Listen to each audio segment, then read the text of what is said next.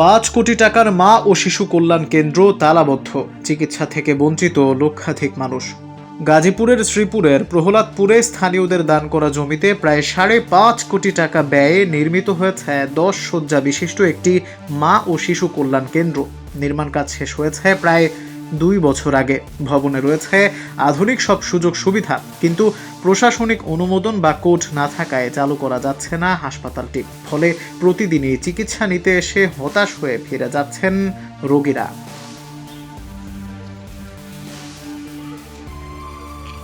এটি গাজীপুরের শ্রীপুর উপজেলার প্রহ্লাদপুর ইউনিয়নের দমদমা 10 শয্যা বিশিষ্ট মা ও শিশু কল্যাণ কেন্দ্র। স্থানীয়দের দান করা জমিতে প্রায় 5 কোটি 38 লক্ষ টাকা ব্যয়ে নির্মাণ করা হয়েছে হাসপাতালটি। নির্মাণ কাজ শেষ হয়েছে প্রায় 2 বছর আগে, কিন্তু প্রশাসনিক অনুমতি বা কোড না থাকায় এখনো শুরু হয়নি চিকিৎসা সেবা। ফলে কোটি টাকার সরকারি স্থাপনা পড়ে আছে তালাবদ্ধ, আর চিকিৎসা থেকে বঞ্চিত হচ্ছেন আশেপাশের লক্ষাধিক মানুষ। এখানে হাসপাতালের উদ্বোধনের পর এখানে হাসপাতালের নামে কোনো সরকারি কোড চালু না হওয়ার কারণে পর্যাপ্ত ওষুধ এবং যন্ত্রপাতি বা জনবল কিছুই সরবরাহ করা সম্ভব হয়নি। এই কারণে হাসপাতালটা ওইভাবে চালু করা সম্ভব হয়। শুধু স্বল্প পরিসরে আমরা সেবা দিয়ে থাকি। এখানে হাসপাতালের নামে সরাসরি কোনো সরকারি ওষুধ আসে না, শুধু FWC-তে আসে। ওইখান থেকে কিছু ওষুধ আমাদের মেডিকেল অফিসার ম্যানেজ করে দেন, ওইটাই আমরা আপাতত সরবরাহ করে যাচ্ছি। এখানে সাধারণ রোগী, শিশু, বিশেষ করে গর্ভবতী সেবাটা বেশি হয় এবং পরিবার পরিকল্পনার পদ্ধতিগুলো বেশি পায় রোগীরা। আমিও ভুক্তভোগী, আমার উন্নয়ন প্রকল্পে চাকরি। আমিও দীর্ঘ 25 মাস ধরে বেতন পাচ্ছি না। দেশের বিভিন্ন MPWC-তে কর্মরত আছে এখনো, কিন্তু কেউ বেতন পাচ্ছে না। মাতৃমৃত্যু ও শিশু মৃত্যুর হার কমানো, গর্ভবতী মা, প্রসূতি ও নবজাতকদের নিরাপদ চিকিৎসা সেবা নিশ্চিত করা এবং ইউনিয়ন পর্যায়ে মানসম্মত প্রজনন স্বাস্থ্য সেবা পৌঁছে দেওয়ার লক্ষ্যেই স্বাস্থ্য ও পরিবার কল্যাণ মন্ত্রণালয়ের পরিবার পরিকল্পনা অধিদপ্তরের আওতায় গড়ে তোলা হয়েছে 10 শয্যা বিশিষ্ট মা ও শিশু স্বাস্থ্য কেন্দ্র। এরই অংশ হিসেবে গাজীপুরের শ্রীপুর উপজেলার প্রহ্লাদপুর ইউনিয়নের দমদমা গ্রামে 2022 সালে শুরু হয় এই হাসপাতালের নির্মাণ কাজ। 2024 সালে শেষ হয় ভবনের নির্মাণ।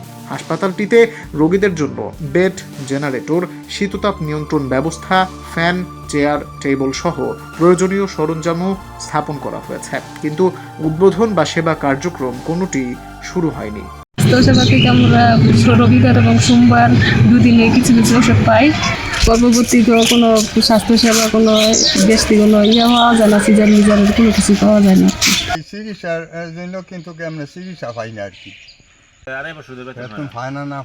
আমরা জানি না যে বলে আর কি আমগো এই যে আমাদের সেবা সপ্তাহে 15 দিনের পর একটা সিরিয়াল একটা ডাক্তার আসে, সে ওই একটু দেখে।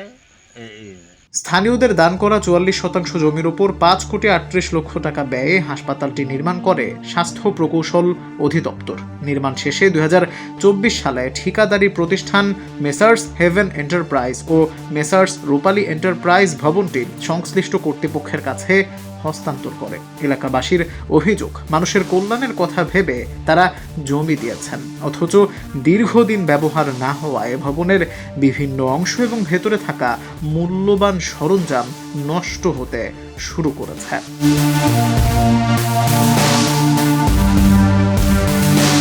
সরকারের কোটি কোটি টাকা ব্যয়ে নির্মিত আধুনিক এই স্বাস্থ্য কেন্দ্রটি চালু হলে দমদমা, নলগাঁও, চিনাশুকানিয়া, দরপাড়া সহ আশেপাশের অন্তত 20টি গ্রামের লক্ষাধিক মানুষ সহজেই মাতৃ ও শিশু স্বাস্থ্য সেবা পাবেন।